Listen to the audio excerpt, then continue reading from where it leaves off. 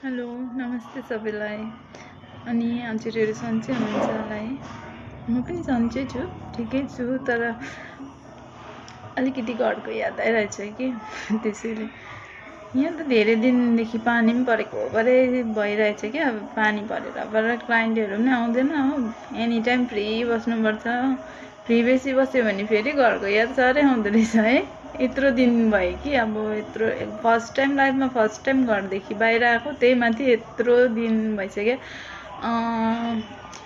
1.5 साल जस्तै भइसक्यो होला, 1 महिना पनि घरदेखि टाढो नबसेको मान्छे। यस्तो साह्रो पर्दैछ बस्नु, तर पनि के गर्नु, अब आइसकेपछि बस्नै पर्दो रहेछ है। कुछ पाने के लिए कुछ खोना पर्दा है भन्छ नि, हौ त्यही रहेछ। त्यसैले के गर्नु, अब बस्नै पर्यो। तर घरको याद चाहिँ साह्रै आउँछ।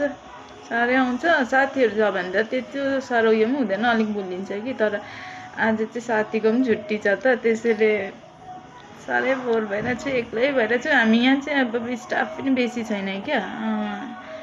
हामी टोटल 5 जना जस्तै होला, 2 जना केटी मात्रै अनि 1 जना साथी मेरो एकैजना छ। त्यही हाम्रो धेरै टाइम भएको थियो क्या, 2 जनाले नै छुट्टी कहिले लिएको थिएन।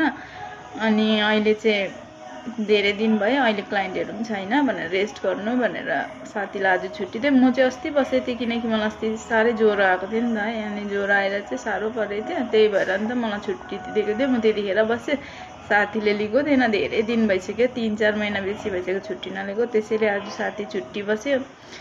म चाहिँ साह्रै बोर भइरहेको छु, एक्लै भएर क्या। एकदम मन दुखेको जस्तै पनि भइरहेछ, एक्लो फिल भइरहेछ। घरको पनि साह्रै याद आइरहेछ। अनि त्यसैले भिडियो बनायो भने कतै मन भुलिन्छ कि होइन।